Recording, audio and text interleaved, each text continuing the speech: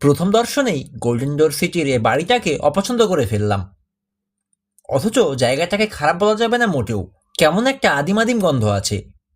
বাড়িসহ এর চারপাশের অনেকখানি জায়গার মালিক এখন কিশোরের চাচা রাশেদ পাশা। কার কাছে যেন পুরনো মালের সন্ধান পেয়ে এদিকে এসেছিলেন তিনি। পরিত্যক্ত খামার বাড়িটা দেখে পছন্দ হয়ে যায় তার। এতই পছন্দ, একেবারে কিনে টিনে তারপর বাড়ি ফিরেছেন। তার কথা, পুরনো আমলের এত সুন্দর র্যাঞ্চ হাউস আর সচরাচর দেখা যায় না। এরকম একটা বাড়ির মালিক হওয়ার শখ তার বহুদিনের। শুনে দেখার জন্যে আর তর সই ছিল না কিশোরের। স্কুলও ছুটি, আসতে বাধাও নেই। শুনে রাশেদ আঙ্কেল বললেন, জানা ভালোই তো, মালপত্র যা যা লাগে নিয়ে যা। বাড়িটা গোছগাছ করে একেবারে থাকার উপযুক্ত করে রেখে আয়। কাজ হবে, আবার ছুটিও কাটবে। একটা অ্যাডভেঞ্চার হয়ে যাবে তোদের। আমি আর তোর চাচি তোরা ফিরে এলে তারপর যাব। আমাকে আর মুসাকে সহ ইয়ার্ডের পিক আপ ট্র্যাকটা নিয়ে তার পরদিনই রওনা হয়ে পড়েছে কিশোর। যাই হোক, সেখানেই পৌঁছেছি এখন। গাড়ি থেকে নামলাম, ডানে বায়ে তাকাতে লাগলাম। অকারণেই ঘাড়ের রোম খাড়া হয়ে যেতে লাগলো আমার। মনে হচ্ছে আড়াল থেকে চুরি করে যেন কেউ নজর রাখছে আমাদের উপর। অযত্নে পড়ে থাকায় উঠানের কিনার পর্যন্ত চলে এসেছে ঘন কাটা ঝোপ। উঁচু বেড়া তৈরি করে ফেলেছে। ওগুলোর ঠিক ওপরেই ওক গাছের আঁকাবাঁকা বিকৃত ডালগুলো কালো বিষণ্ণ ছায়া সৃষ্টি করে রেখেছে। পশ্চিমে পাহাড়ের মাথায় হারিয়ে যাচ্ছে সূর্য। লম্বা লম্বা ছায়া পড়েছে উঠানে, কালো দাগের মতো লাগছে ছায়াগুলোকে। বরফ শীতল দমকা বাতাস এসে আমার শার্ট ধরে টান মারল, চোখের উপর বাড়ি খাওয়ালো চুলগুলোকে। আমার ভাঙা হাতের স্লিং ধরে টান মারতেও ছাড়ল না। ধুলো ছিটালো আমার চোখে মুখে, চোখ আধবোজা করে ফেলতে বাধ্য করলো। চোখ মিটমিট করে তাকাতে লাগলাম। রবিন! মশার ডাকে চমকে উঠে তাড়াহুড়ো করে ঘুরতে গিয়ে গাড়ির দরজার সঙ্গে ভাঙা হাতটাই বাড়ি লাগলো। উফ করে উঠলাম।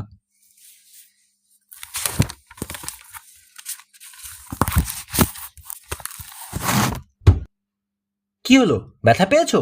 জিজ্ঞেস করলো কিশোর। না বলে আবার উঠানটা চারপাশে তাকিয়ে দেখতে লাগলাম। গা ছমছম করতে লাগলো আমার। জোরে কথা বলতে ভয় পাচ্ছি, যেন কেউ শুনে ফেলবে আমার কথা। শুনতে দিতে চাই না, তাই কণ্ঠস্বর খাদে নামিয়ে বললাম, কিশোর, এই জায়গাটা জানি কেমন। কেমন ঠিক বোঝাতে পারবো না, তবে ভালো লাগছে না আমার। আমার কাছে তো দারুণ লাগছে, কিন্তু তোমার ভালো লাগছে না কেন? কি জানি, বুঝতে পারছি না। আমার ষষ্ঠ ইন্দ্রিয় বরাবরই কিছুটা প্রখর, এটা বলে দাবি করে কিশোর আর মুসা। কিছু কিছু অতীন্দ্রিয় ক্ষমতাও আছে আমার, সময় সেটা প্রকাশ পায়। এখানেও কি তেমন কিছুই ঘটছে? নইলে আমি অস্থির হচ্ছি কেন, আর ওরা নির্বিকার থাকছে কেন? দমকা বাতাসে ধুলো উড়িয়ে এনে ফেলছে চোখে মুখে। চোখের পাতা আধবোজা করে তাকাতে হচ্ছে। নতুন জায়গা তো, কিশোর বলল, এমন লাগে অনেক সময়। অভ্যস্ত হয়ে গেলে ঠিক হয়ে যাবে, পরে বরং ভালোই লাগবে।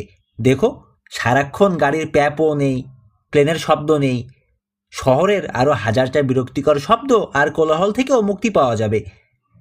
দাঁড়িয়ে না থেকে ঘুরে চড়ে দেখে এসো না বরং ওদিকটা থেকে। আমরা ততক্ষণে ট্রাক থেকে জিনিসপত্রগুলো নামিয়ে ফেলি। ভাঙা হাত নিয়ে ওদের কোনো সাহায্য করতে পারবো না, অথচ করতে ইচ্ছে হচ্ছে। সেটা বুঝতে পারছে ওরা, তাই আমার যাতে খারাপ না লাগে সেজন্য ঘুরে আসার নাম করে আমাকে সরিয়ে দিতে চাইছে। ছোটোখাটো জিনিসগুলো তো নিতে পারবো এক হাত দিয়েই। ট্রাকের পেছন দিকে যাওয়ার জন্য পা বাড়ালাম। প্রচুর বাক্স, পোটলা পাটলি গাদাগাদি করে রাখা আছে ওখানে। থাক থাক, আমরা দুজনেই পারবো, বাধা দিল মুসা। তোমার আর কষ্ট করা লাগবে না। কাজ যদি করতেই চাও তবে যাও, গোলঘরটার ভেতরে যাও, দেখে এসো। গুপ্তধন পেলে আমাদেরকে এসে জানিও। কি আছে ভাবছো নাকি? হাসল কিশোর। থাকতেই পারে, দেখে তো সেরকমই মনে হচ্ছে আমার। বাক্স নামাতে চলে গেল মুসা। জোরে একটা নিঃশ্বাস ফেলে আবার চারপাশে তাকালাম। লম্বা লম্বা পা ফেলে ঘরের দরজার দিকে চলে যাচ্ছে কিশোর। চাবির গোছা ঝুলছে তার হিপ পকেট থেকে। এক হাতে বাঁধা স্লিং নিয়ে তেমন কিছুই আমি করতে পারবো না, সেটা আমিও বুঝতে পারছি। আবার চারপাশে তাকালাম, গায়ে কাটা দেয়াটা বন্ধ করতে পারলাম না। ফিরে তাকালাম আবার মূল বাড়িটার দিকে। পুরো চৌহদ্দিটার মধ্যে এই বাড়িটাই একমাত্র স্বাভাবিক লাগছে। অনেক বড় বাড়ি, সামনে চওড়া বারান্দা, সামনের বড় বড় জানালা দুটো প্লাইউড দিয়ে বন্ধ করে দেয়া হয়েছে, রংহীন, উঁচু নিচু ঢেউ খেলানো। রোদ বাতাস আর বৃষ্টি লেগে এমন হয়েছে। তক্তা দুটো যেন বাড়িটারি 2 হাত, আর জানালা দুটো চোখ। 2 হাত দিয়ে 2 চোখকে ঢেকে রেখেছে। উঠানে আমি যেখানটা দাঁড়িয়ে আছি সেই দিকে তাকাতে যেন ভয় লাগে বাড়িটার, এই জন্যেই চোখ ঢেকে রেখেছে। দূর, এসব কি কল্পনা করছি আমি! মাথা থেকে ঝেড়ে ফেলে কোথায় কি আছে দেখতে লাগলাম। যেদিকেই তাকাই শুধুই বাদামি রং, বাদামি শক্ত মাটি, বাদামি ধসে পড়া বেড়া, বাদামি শুকিয়ে যাওয়া ঝোপঝাড় আর গাছপালা, ভেঙে পড়া মলিন বাদামি একটা গোলাঘর। নিশ্চয়ই ওর ভেতরে ইঁদুর আর মাকড়সার আঁকড়া।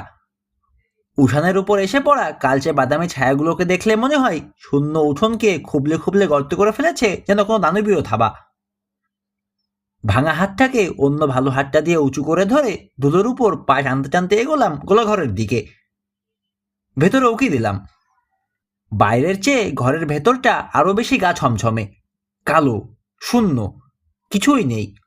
অন্তত দরজায় দাঁড়িয়ে আমি যতখানি দেখতে পাচ্ছি ততখানির মধ্যে নেই। তবে ভেতরে খুব বেশি দূর দেখতেও পাচ্ছি না। পেছনে মোসা আর কিশোরের কথা কানে আসছে। বাড়ির ভেতরে বাক্স বই নিয়ে যাচ্ছে ওরা। তাদেরকে সাহায্য করতে পারছি না বলে ভীষণ খারাপ লাগছে। কাঁধটা ঝুলে পড়লো আমার। নিজের অজান্তেই বেরিয়ে এলো দীর্ঘশ্বাস। মুসা আর কিশোর এখন ভাবছে একটা জুতোর ফিতে লাগানোরও যোগ্যতা নেই আমার। ভাবনাটা ওদের অমূলক নয়।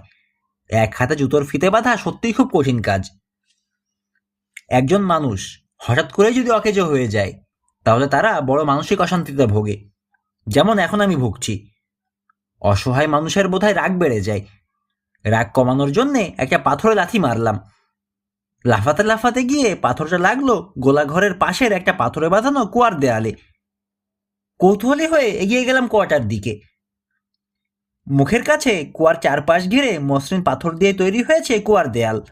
দুদিকে 2 খুঁটি গেড়ে খুঁটি দুটোর মাথায় আড়াআড়ি একটা লম্বা শক্ত কাঠ বসিয়ে দেওয়া হয়েছে। তাতে কপিকল লাগানো। কপিকলে দড়ি পরানো আছে বালতি নামানোর জন্যে। লম্বা সাপের মতো লাগছে দড়িটাকে।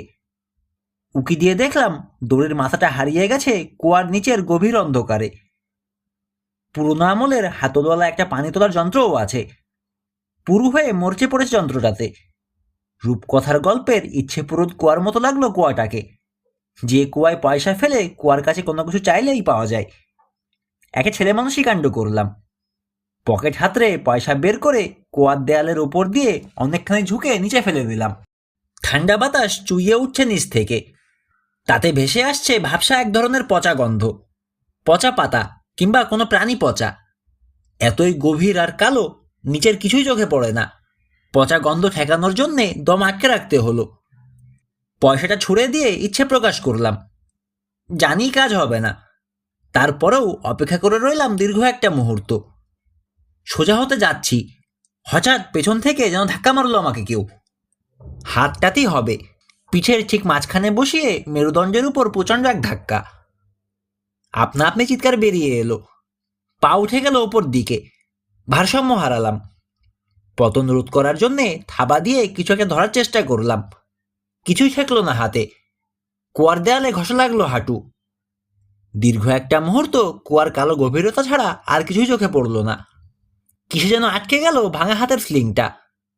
ওটাতে ঝুলতে থাকলাম। টানের চোটে ভাঙা হাতটা বাঁকা হয়ে উঠে গেল ওপর দিকে। ভালো হাতটা দিয়ে ক্রমাগত খামচি মারতে লাগলাম বাতাসে। কিছু একটা ধরার চেষ্টা করছি। কুয়ার দেয়ালের খাঁজে নখ ঢুকে গেল। পিচ্ছিল পাথর আঁকড়ে ধরার চেষ্টা করতে লাগলাম। খসে চলে এলো পাথরটা। পাথরটা নিচে পড়ার শব্দ কানে এলো অনেক পরে, তার মানে অনেকখানি গভীর। খাজের গায়ে আঙুল বাঁধিয়ে দিয়ে নিজেকে টেনে তোলার আপ্রাণ চেষ্টা করছি, কিন্তু কিসে যেন আমাকে উঠতে দিচ্ছে না, ঠেসে ধরে রেখেছে। মুসা, কিশোর! গলা ফাটিয়ে চিৎকার করে উঠলাম। যেখান থেকে পাথরটা খসে পড়েছে সেখানে গর্ত হয়ে গেছে। সেই গর্তের মধ্যে আঙুল ঢুকিয়ে দিয়েছি আঁকড়ে ধরে থাকার জন্যে। কি যেন লাগলো হাতে, কাপড়ের বস্তার মতো কোনো কিছু। কি জিনিস সেটা নিয়ে মাথা ঘামালাম না। আমার তখন কেবল বাঁচার চিন্তা। যে কোনো জিনিস, যাই হোক না কেন, আঁকড়ে ধরে কেবল ঝুলে থাকতে চাইছি। যাতে কুয়ার কালির মতো কালো অন্ধকারে গিয়ে পড়তে না হয়। হঠাৎ কবজি চেপে ধরলো সারাশির মতো কতগুলো কঠিন আঙুল, টেনে ধরে রাখলো আমাকে। দম নিতে কষ্ট হচ্ছে, থরথর করে কাঁপছে সারার দেহ। মুখ তুলে তাকালাম মুসার দিকে। এক হাতে আমাকে ধরে রেখে অন্য হাতে স্লিংটা খুলছে সে। পুরনো পানি তোলা যন্ত্রটার হাতলে আটকে গেছে ওটা। ভাগ্যিস আটকে ছিল, নইলে এতক্ষণে আর ভাবতে পারলাম না। কিশোরও দৌড়ে এলো, ঝুঁকে তাকালো আমার দিকে, উদ্বিগ্ন কণ্ঠে জিজ্ঞেস করলো, এই তুমি ঠিক আছো তো? পড়লে কি করে? অত বেশি ঝুঁকেছিলে কেন? নিজে নিজে পড়িনি, হাঁপাতে হাঁপাতে বললাম, কিসে যেন ধাক্কা মেরে ফেলে দিল। কোয়াটার দিকে তাকালাম আবার, কাটা দিল গায়ে। বেকায়দা ভঙ্গিতে বেঁকে যাওয়া ভাঙা হাতটার ব্যথা টের পেলাম। উত্তেজনা আর আতঙ্কে অনুভূতি ছিল না এতক্ষণ। পেটের সঙ্গে চেপে ধরলাম হাতটাকে। চিন্তিত ভঙ্গিতে কুয়ার পাশে পড়ে থাকা ঢাকনাটার দিকে তাকালো কিশোর। ঢাকনাটা খোলা রাখা যাবে না, যার জন্য পা বাড়িয়েও দাঁড়িয়ে গেল কিশোর। ওরিয়ন কিনে দেব? একটা কুকুরের বাচ্চার নাম ওরিয়ন। ওটাকে গর্ত থেকে তুলতে গিয়েই আমার এ দশা। কিভাবে যেন গর্তে পড়ে গিয়েছিল কুকুরের বাচ্চাটা, কার জিনিস কে জানে। রাস্তার পাশে প্রাকৃতিক কর্ম সারতে নেমেছিলাম। কুকুরের বাচ্চার ডাক কানে আসতে এগিয়ে গিয়ে দেখি খাদের মধ্যে অসহায় হয়ে পড়ে আছে বেচারা। আমাকে দেখে কুই কুই করে কাঁদতে শুরু করলো। তোলার জন্য নামতে গিয়ে পা পিছলালাম, বেমক্কা ভঙ্গিতে পড়ে হাতটা ভাঙলো। আসলে কেন যেন আমার খালি হাড্ডি ভাঙা আর হাড় ভাঙার রাশি। পাহাড়ে চড়তে গিয়ে একাধিকবার পা ভেঙেছি, এবার কাঁধে পড়ে ভাঙলাম হাত। আমার কাঁধে চাপ দিল মোসা। আরে অত চিন্তা করছো কেন? এখন তোমার সাহায্য দরকার। হাতটা ভালো থাকতে তো আর বসে থাকতে না। মানুষের যখন সাহায্য দরকার হয় সেটা নেওয়া উচিত। না না, নেব না কেন? বললাম, দরকার হলে তো নেবই, তবে বাচ্চাটা তো আমিই আনতে পারবো। ঠিক আছে, কিশোর বলল, মুসা ঢাকনাটা তুলে দিয়ে এসো, আমি যাচ্ছি। অন্ধকারে ওখানে দাঁড়িয়ে থাকার সাহস পেলাম না আর। কুয়ার কাছে থাকাটা বিপজ্জনক, আবার কিসে ধাক্কা দিয়ে ফেলে দেয়। আমিও ট্রাকটার দিকে পা বাড়ালাম। হাঁটার সময় জানে বাইরে তাকাচ্ছি। পেছনে মৃদু পায়ের শব্দ শোনা গেল। চরকির মতো পাক খেয়ে ঘুরে দাঁড়ালাম। শূন্য চত্বর ছড়িয়ে আছে, কেউ নেই। কিন্তু হাঁটলো কে তাহলে? অন্ধকার হয়ে গেছে, ভালো মতো কিছুই দেখা যাচ্ছে না। বাতাস মরে গিয়েছিল, লাফ দিয়ে যেন চালু হলো আবার, জোরে জোরে বইতে শুরু করলো। কুয়ার পাশে খুদে একটা ঘূর্ণি সৃষ্টি করলো। মাটিতে পড়ে থাকা পাতা আর ধুলিকণাকে টান দিয়ে তুলে নিল। পাক খেতে লাগলো সেগুলো। ভালো করে দেখার জন্যে চোখের দৃষ্টি তীক্ষ্ণ করে তুললাম। বাতাসের উঁচু একটা ঘূর্ণি তৈরি হয়েছে, একবার হেলে পড়ছে এদিকে আবার ওদিকে। এ ধরনের ঘূর্ণি বহু দেখেছি আমি। পশ্চিমের এ সকল অঞ্চলে যখন তখন তৈরি হয় এগুলো। বাতাস কোন দিকে ঘুরছে পরিষ্কার বোঝা যায় তার মধ্যে পড়ে যাওয়া পাতা আর ধুলোর পাক খাওয়া দেখে। বিশাল এক অজগরের মতো লেজে ভর দিয়ে দাঁড়িয়ে পাক খাচ্ছে যেন বাতাসের এই ঘূর্ণিটা। পাক খেতে খেতে সরে যেতে লাগলো গোলাঘরের দিকে। ঘরে ঢুকে হারিয়ে গেল। অদ্ভুত কাণ্ড, বাতাসের ঘূর্ণি দেখতে ভালোই লাগে আমার, কিন্তু এখনকার এই ঘূর্ণিটাকে ভালো লাগলো না।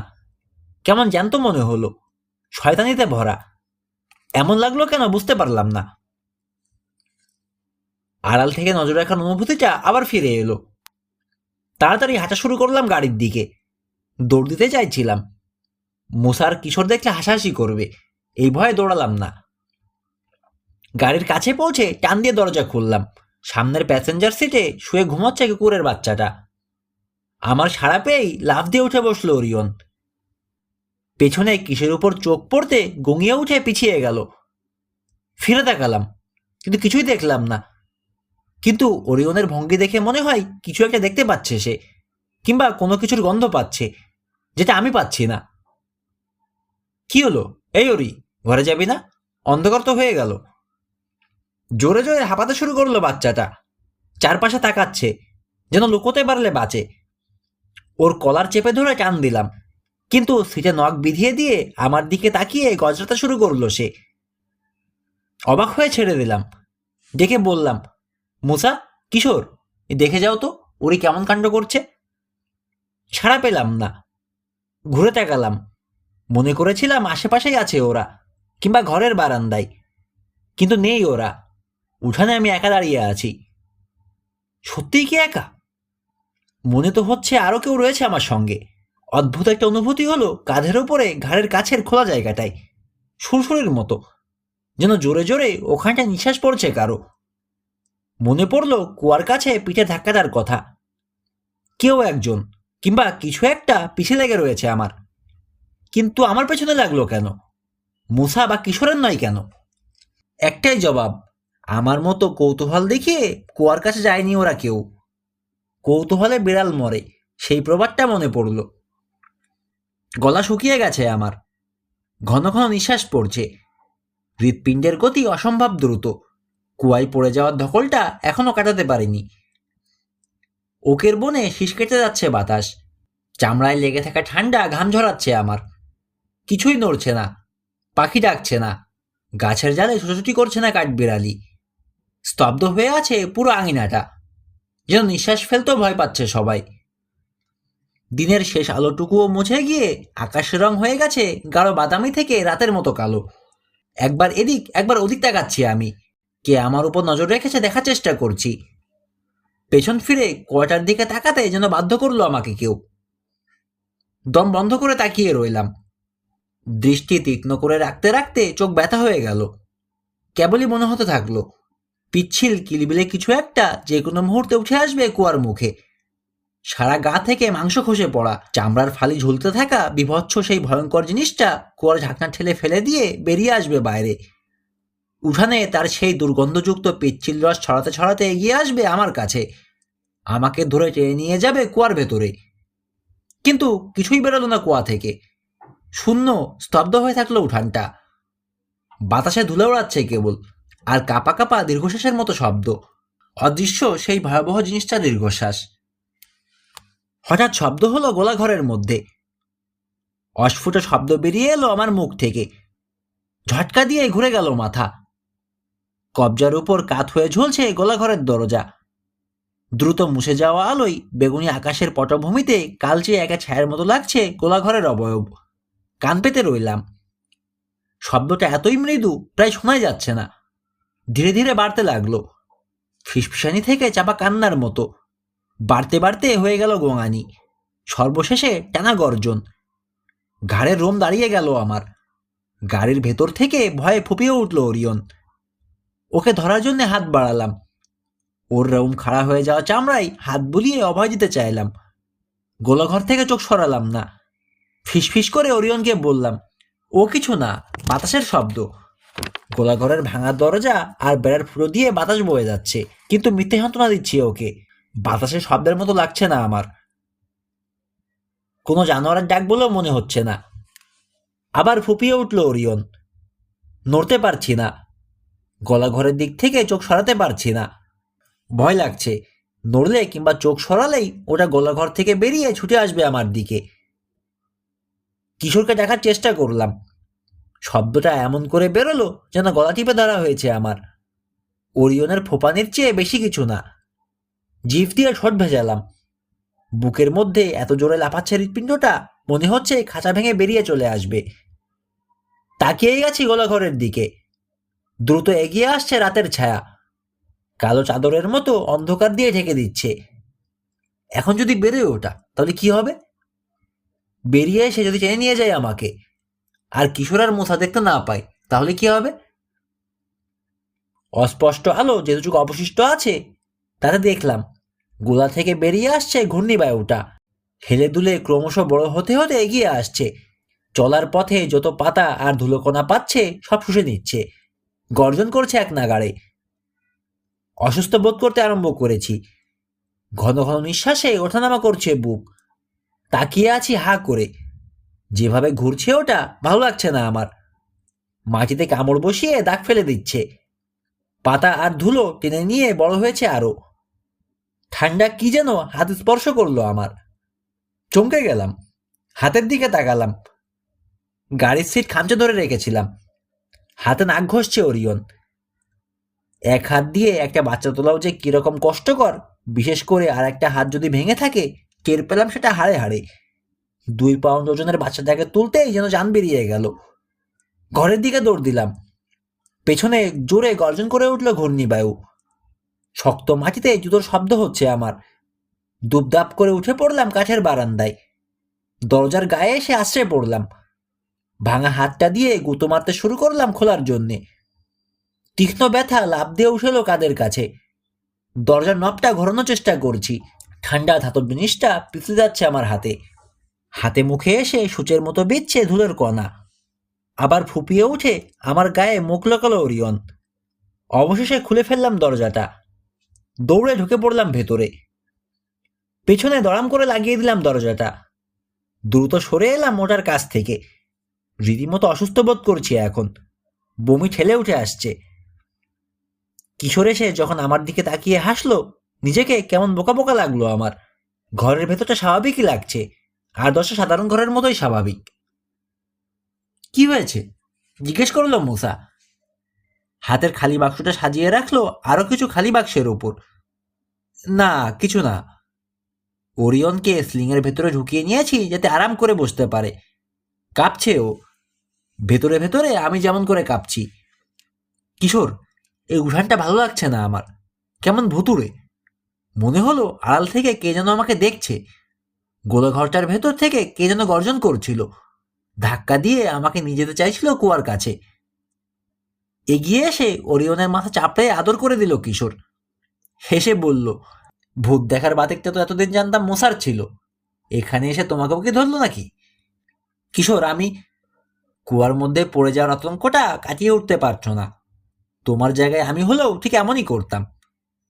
গোলা ঘরে অর্জন করছিল বলছো? বাতাস, আরে বাতাস ওটা, বুঝলে?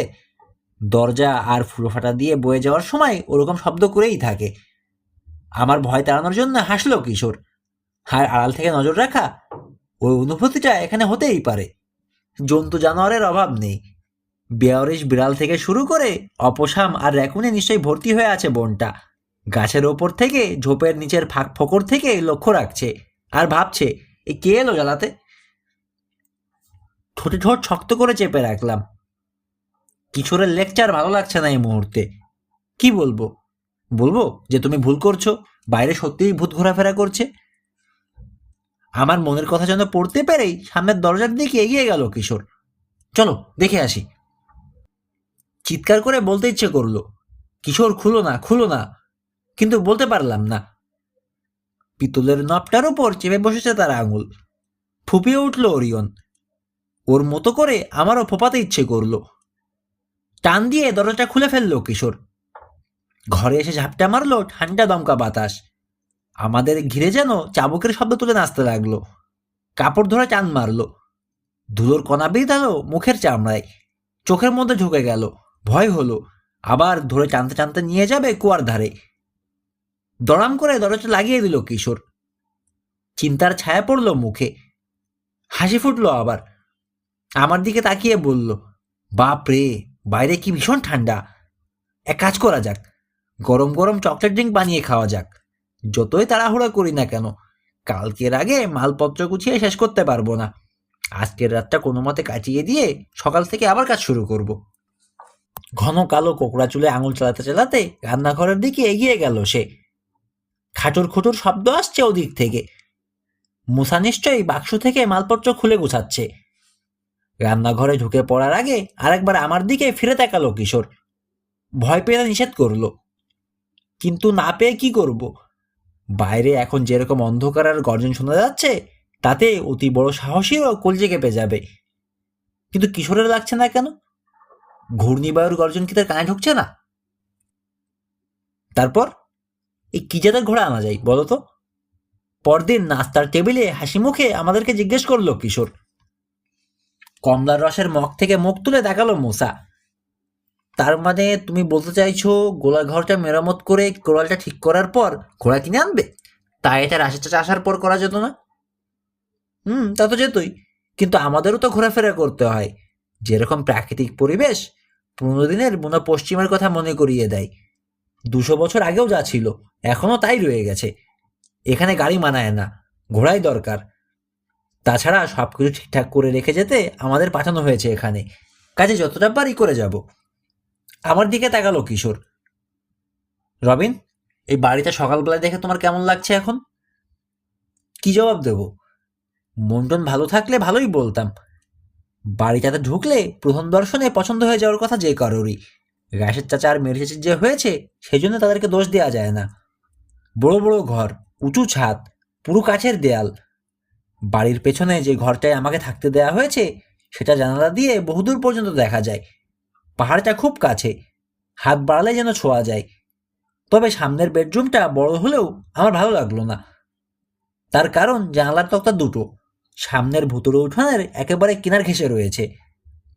গতরাতে একরকম লেগেছে উঠানটা, দিনের বেলা রোদের মধ্যে এখন কেমন লাগে সেটাই দেখার বিষয়। বাটিতে কনফ্লেক্স ঢাললো মোসা, কিশোরের দিকে তাকালো। ঘোড়া কি আজকে কিনতে যেতে চাও? শহরে অবশ্য এমনিতেও একবার যাওয়া দরকার। খাবার টাবার কিনে আনতে হবে। কদিন থাকা লাগবে বুঝতে পারছি না। চিন্তিত ভঙ্গিতে মাথা ঝাঁকালো কিশোর। মনে মনে হিসাব করছে কিছু। বলল, তা যাওয়া যায়। তোমাকে নিয়ে আমি চলে যাব। রবিন বাড়িতে থেকে পাহারা দেবে। কি বলো রবিন, তোমার কোনো অসুবিধা আছে? অসুবিধা তো আছেই। সামনের উঠানটায় নামারই সাহস পাচ্ছি না আমি। একা থাকতে ভয়ই লাগবে।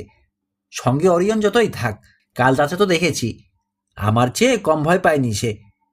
কিন্তু সেসব কথা বলতে পারলাম না কিশোরকে, হাসাহাসি করবে। তাই বললাম, না অসুবিধা আর কি। জোর করে হাসার চেষ্টা করলাম। একটা হাত তো ভালোই আছে আমার, নিজেকে দেখাশোনার ভার সহজে নিতে পারবো। এদিক ওদিক তাকাতে লাগলাম। ওরিয়ন কোথায়? এখানেই তো ছিল, মুসা বলল। মনে হয় পেছনের উঠোনে নেমে গেছে আবার। ভোরবেলা ওখানে নেমে খেলতে দেখেছিলাম। তার মানে সামনের উঠানটাতেই যত গন্ডগোল, ভাবলাম আমি। চেয়ারে এলিয়ে পড়ে দুধে ভেজানো কর্নফ্লেক্স চামচে করে মুখে পড়তে লাগলাম। কিন্তু রুচি নেই। কিন্তু সেটা বুঝতে দিলাম না কিশোর কিংবা মুসাকে। রুচিটা কেন নষ্ট হয়েছে এটা আমি জানি। আমাকে বাড়িতে একা থাকতে বলাই। নাস্তার পর বাসন পেয়ালা ধোয়াই ওদেরকে সাহায্য করতে চাইলাম। কিন্তু এক হাত দিয়ে বাসন তুলে আনা সহজ, কিন্তু ধোয়াটা বড় কঠিন। সাবান মাখানো, ধুয়ে সাফ করা, তারপর কাপড় দিয়ে মোছা, এক হাতে প্রায় অসম্ভব। কিছুক্ষণ চেষ্টা করে হাল ছেড়ে দিলাম। এই, তুমি কাজ করার জন্য এত অস্থির হয়ে উঠলে কেন? মোলায়েম গলায় মুসা বলল, হাতটা ভালো হয়ে গেলেই তো আবার করতে পারবে। তুমি এখন খালি বিশ্রাম নাও। ঘরে বসে থাকতে ভালো না লাগলে পাহাড়ের ওদিক থেকে ঘুরে আসতে পারো। সামনের ঘরের দিকে চলে গেল সে। তার পেছন পেছন চলে এলাম সে ঘরটায়। এ ঘরের ওপাশে আর একটা ঘর আছে। খালি বাক্সগুলো যেখানে সাজিয়ে রেখেছিল মুসা, সেগুলোকে এখন খুলে ফেলে চ্যাপটা করবে সে। এভাবে একটার উপর আর একটা রাখলে অনেক জায়গা বাঁচবে। দরজার নবটা খোলার জন্য হাত বাড়ালো সে। তারপর কিভাবে হাতটা সরিয়ে এনে জিন্সের প্যান্টের পেছনে মুছল। তা আবার হাত বাড়ালো, নব ঘুরিয়ে খুলে ফেললো দরজাটা। পরক্ষণে খাইছে বলে এমন এক চিৎকার দিল, কি হলো বলে দৌড়ে এলো কিশোর। মুসার নুয়ে পড়া কাঁধের উপর দিয়ে উকি মেরে দেখার চেষ্টা করলাম। যা দেখলাম সেটা দেখার জন্য তৈরি ছিলাম না। বাক্সগুলো সব ছড়িয়ে ছিটিয়ে রয়েছে, অথচ গতকাল নিজের চোখে দেখেছি সুন্দর করে সাজানো ছিল ওগুলো। মুসা সাজিয়েছিল। আমার পাশে দাঁড়িয়ে ঘরটায় উকি দিল কিশোর। হায় হায়, এর বেশি আর কিছু বলতে পারলো না যেন সে। তাকিয়ে রয়েছে মেঝেতে ছড়ানো বাক্সগুলোর দিকে। লম্বা লম্বা পায়ে ঘরে গিয়ে ঢুকলো মোসা। ঘামতে আরম্ভ করেছে, বিড়বিড় করছে। এ কাজ কি করলো? বাতাসে পড়ে থাকলে ওপরের দু একটা বাক্স বড়জোর পড়তে পারে, কিন্তু এভাবে ছড়িয়ে যেতে পারে না। মুসা বলতে গিয়ে থেমে গেল কিশোর। কণ্ঠ শান্তই রয়েছে তার। আমি আর মুসা দুজনেই ফিরে তাকালাম। কোনো ধরনের জানোয়ারের কাজ নয় তো? কিছু একটা চোখে পড়াই ভালো মতো ঝুঁকে দেখে সোজা হলো। হ্যাঁ, বড় জানোয়ারই, বুট পরা জানোয়ার। আশেপাশে নিশ্চয় চোরছাচরের আড্ডা। প্রথম দিনেই আমাদের স্বাগত জানাতে চলে এসেছিল। আমি তাকালাম কিশোরের দিকে, কিশোর তাকিয়ে রইল আমার দিকে। তার চোখে শঙ্কা দেখা যাচ্ছে, কিন্তু দ্রুতই সামলে নিয়ে হাসলো সে। মনে হচ্ছে শহরে যাওয়াটা আটকে গেল। রবিন, ওরিয়নের দিকে নজর রাখো। আমি আর মোসা বাক্সগুলো সাজিয়ে ফেলি। মাথা ঝাঁকিয়ে কাজ সোজা করলাম। কাজ করতে বলাতে খুশি লাগছে। ওরিয়নের মতো চঞ্চল একটা কুকুরছানাকে সামলানো ভাঙা হাত নিয়ে সেটাই বা কম কি।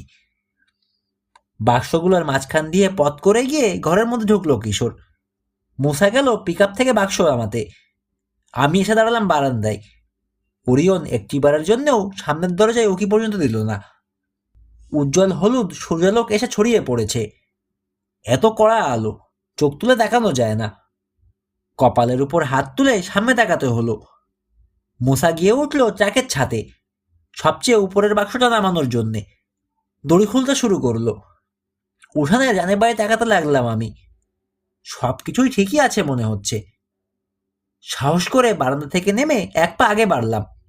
কিছু ঘটল না, বাতাস বইল না, অদ্ভুত কোন অনুভূতি হলো না। শক্ত করে ঢোক গিলে এক পা করে গিয়ে দাঁড়ালাম উঠানের মাঝখানে। এত ভয় পাচ্ছি বলে মনে মনে ধমক লাগালাম নিজেকে। কই, কিছুই তো ঘটল না, সব ঠিকই তো আছে। ঘাড়ের কাছে খুব সামান্য শিরশিরানি অনুভূতি, ও কিছু না। ঝাড়া দিয়ে ফেলে দিতে চাইলাম মন থেকে। আজকের সকালে অদ্ভুত ঘটনা কারো শীতল স্পর্শ বা ঘূর্ণিবায়ু নয়। আজকের চা হচ্ছে শুধু বাক্স অগোছালো হয়ে থাকা। কুয়ার দিকে তাকালাম, তাকিয়ে চিৎকার করে উঠলাম, মুসা দেখো দেখো। ট্রাকের ছাদ থেকে কুয়াটার দিকে তাকালো সে।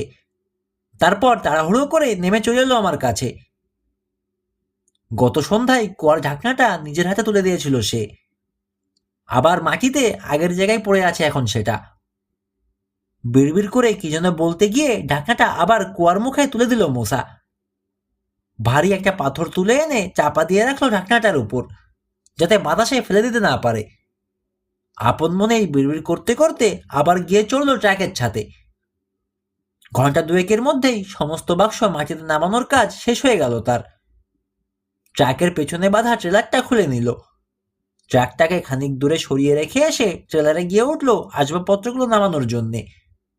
বাক্সগুলো ঘরের মধ্যে বয়ে নিয়ে যেতে লাগলো কিশোর। ছোট ছোট কিছু জিনিস, এক হাতে যেগুলো বহন করা যায়, বয়ে নিতে তাকে সাহায্য করলাম আমি।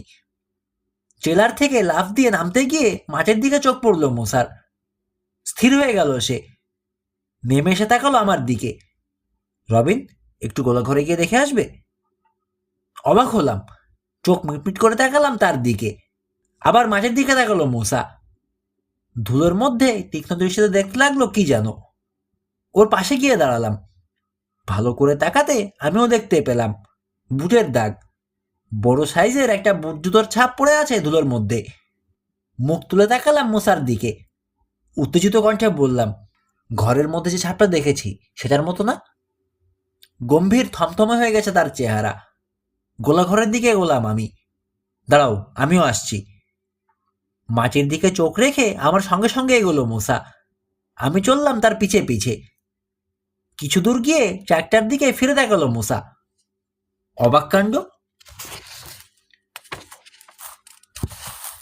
কথাটা শেষ করলো না সে। ঘাড়ের পেছনে শিরশিরানি অনুভূতিটা ফিরে এসেছে আমার। কি বলছো?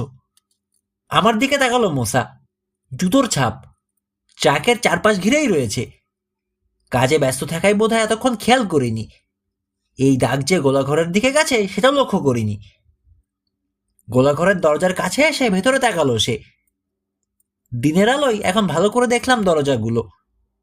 একটা পাল্লার উপরের দিকের কবজা ছুটে গিয়ে কাত হয়ে ঝুলছে। মরচে পড়ে লাল হয়ে গেছে কবজাগুলো। তাতে বসানো স্ক্রুগুলোতেও পুরু হয়ে পড়েছে মরচে। গোলাঘরের ভেতরে এই দিনের বেলাতেও অন্ধকার এত বেশি, মনে হচ্ছে নিরেট কালো পাথরের দেয়াল। দাঁড়াও এখানে, মুসা বলল, তোমার আসার দরকার নেই। কিন্তু মুসা, পাশ দিতে গেলাম। ওই অন্ধকারের মধ্যে তুমি একা যাবে? যদি দাঁড়াও এখানে। আমার কথা শুনলো না মুসা। জুতোর ছাপগুলোর দিকে চোখ। ছাপগুলো দেখো, একেবারে তাজা। আমি শিওর গোলাঘরের মধ্যে কোনো ভবঘুরে ঢুকে চুপ করে শুয়ে আছে। মাতাল চোর চোর হলেও অবাক হব না। ধস্তাধস্তি হলে তোমার হাতে লাগতে পারে, তুমি ব্যথা পাবে। আলতো করে আমার ভালো হাতের উপরের কাতটাই সামান্য চাপ দিয়ে ভেতরে পা বাড়ালো মুসা। ঢুকে গেল ছায়ের মধ্যে। ভাঙা হাতটার জন্যে আবার রাগ লাগছে। কোনো একটা কাজ যদি করতে পারে এটার জন্যে। গোলাঘরে ঢুকতে পারলে মুসাকে সাহায্য করা যেত। অত বড় বুঝ যার, সে যদি মারামারি বাঁধায়, একা মুসা তার সঙ্গে পারবে না। অন্ধকারে হারিয়ে গেছে মুসা। না, তাকে বিপদের মধ্যে একা যেতে দিতে পারবো না আমি। কি করতে পারবো জানি না, তবে আর কিছু করতে না পারি তার উপর চোখ অন্তত রাখা যাবে। অন্ধকারের চাদর ফুঁড়ে ওপর থেকে নেমে আসছে আলোর বর্ষা। ছাদের ফুটো দিয়ে আসছে সেসব সূর্যের আলো। তারই একটা পাতলা ফালির মধ্যে দাঁড়িয়ে থাকতে দেখলাম মুসাকে। লোকটাকে দেখেছো? কি দেখেছো লোকটাকে? ফিসফিস করে জিজ্ঞেস করলাম। ঠোঁটে আঙুল রেখে আমাকে চুপ থাকতে ইঙ্গিত করলো মুসা। তারপর সরে গেল আলোটা নিচ থেকে। কোথায় গেল দেখার চেষ্টা করলাম, দেখলাম না। চোখের সামনে নাচানাচি করছে আলোর ফুটকিগুলো। উজ্জ্বল রোদ থেকে এসেছি, চোখে সইতে সময় নেবে। দেয়াল ঘেঁষে ধীরে ধীরে এগোতে শুরু করলাম। ঢুকে যেতে লাগলাম গোলাঘরের গভীরে। ঠান্ডা ভেজা বাতাস এসে ঝাঁপিয়ে পড়লো যেন আমার উপর। আমাকে ঘিরে ঘুরতে লাগলো, চাদর দিয়ে জড়িয়ে ফেলার মতো করে জড়িয়ে ফেললো। ভয়ানক পচা দুর্গন্ধ এসে লাগলো নাকে। দম আটকে এলো, নাক মুখ কুচকে ফেললাম। তাতেও ঠেকাতে না পেরে ভালো একটা হাত দিয়ে মুখ চেপে ধরলাম। অন্ধকারে একে ছায়া নড়তে দেখলাম। চিৎকার করে উঠলাম আতঙ্কে। ঘুরে দাঁড়ালো ছায়াটা। দপ করে আলো জ্বলে উঠে ঘিরে ফেললো যেন ওটাকে। জ্বলন্ত ম্যাচের কাঠিটা উঁচু করে ধরলো মোসা। চিৎকার করে বলল, এই জন্যই বাইরে থাকতে বলেছিলাম। মাথা ঝাঁকিয়ে বললাম, সরি, কিন্তু তোমাকে একা ঢুকতে দেখে ভাল লাগছিল না। কাঠিটা পড়তে পড়তে তার আঙুলে গিয়ে লাগলো। ফেলে দিল ওটা। ওর পায়ের শব্দ পেলাম। ঘুরে বেড়াচ্ছে। কিসের উপর যেন পা পড়লো তার। মটমট করে ভাঙতে লাগলো। আমার মনে হলো বহুকালের পুরনো শুকনো হাড় ভাঙছে পায়ের চাপে। কিন্তু হাড়টা কিসের? জুতোর চাপে কি হাড় ভাঙে এভাবে? দপ করে জ্বলে উঠলো আবার সোনালি আলো। আরেকটা কাছে ধরিয়েছে মুসা। বারুদের পোড়া গন্ধ এসে লাগলো নাকে। পুরনো এক টুকরো কাপড়ের উপর আগুনটা ধরলো সে। জ্বলন্ত কাপড়টা পেঁচিয়ে নিল একটা শুকনো ডালের মাথায়। তুমি কিন্তু আবার জানানোর চেষ্টা করো না যেন, আমাকে সাবধান করলো মুসা। এক হাতে জ্বালাতে গিয়ে শেষে দেখা যাবে পুরো গলা ঘরে আগুন ধরিয়ে দিয়েছো, তখন পুরোজনকেই পুড়ে মরতে হবে। মশালটা উঁচু করে ধরলো সে। আলোতে দেখে বুঝলাম এমন একটা ঘরে একা ঢোকার সাহস আমি কখনোই করতে পারবো না। ছাদে ঝুলন্ত মাকড়সা জালগুলো এতই ঘন, ধূসর চাঁদোয়ার মতো লাগছে। কাঠের দেয়ালে ঝুলানো দড়িগুলোতেও মাকড়সা জাল ছড়ানো। মনে হচ্ছে যেন ভূতরে জলদস্যুর জাহাজের ছেঁড়া পালের ফালি। মশালের আলো লাগলে মুহূর্তে গলে গিয়ে কুকড়ে ছোটে হয়ে যাচ্ছে জালগুলো। মুসার পায়ের নিচে পড়ে মটমট করে যা ভাঙছে সেগুলো হাড় নয়, শুকনো কাঠ। ছাদ থেকে ভেঙে খসে পড়েছে।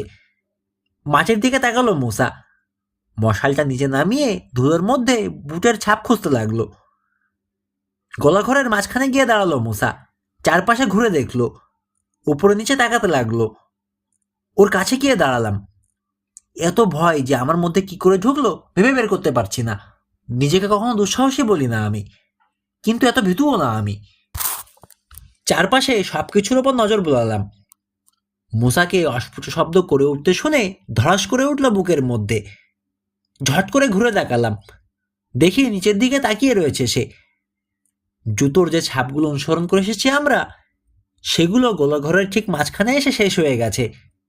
আর কোনো দিকে ছাপ দেখা যাচ্ছে না। এখানে এসেই যেন উধাও হয়ে গেছে জুতোর মালিক। একেবারে হাওয়া। এটা কি করে সম্ভব? হাত পা ঠান্ডা হয়ে আসতে চাইছে আমার। মুসার দিকে তাকালাম। ক্যাচকচ করে উঠল দরজা। আমরা কেউ কিছু করার আগেই দড়াম করে আপনা আপনি লেগে গেল দরজাটা। এতক্ষণে ভয় পেতে দেখলাম মুসাকে। এতটাই চমকে গেল সে, হাত থেকে পড়ে গেল মশালটা। মাটিতে পড়ে কয়েক সেকেন্ড উজ্জ্বল হয়ে জ্বলল। তারপর গোটা কয়েক লাফ দিয়ে নিভে গেল। গভীর অন্ধকারে মুসার হাত আঁকড়ে ধরলাম আমি।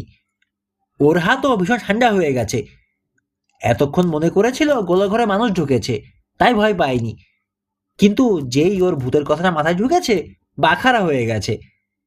নিশ্চয়ই আমার মতোই ভয় পাচ্ছে এখন, কিংবা আরো বেশি। মাথার মধ্যে কেমন যেন করে উঠল আমার। আচমকা দরজার দিকে দৌড় দেওয়ার শব্দ শুনতে পেলাম। জুতো শব্দ ছুটে যাচ্ছে। নিশ্চয়ই মুসা, কিন্তু তাহলে আমি কার হাত ধরে আছি? বরফের মতো শীতল হাত। ভয় যেন আগুনে পোড়া লাল টকটকে শিকের মতো বিঁধে গেল আমার কলজে পুড়ে।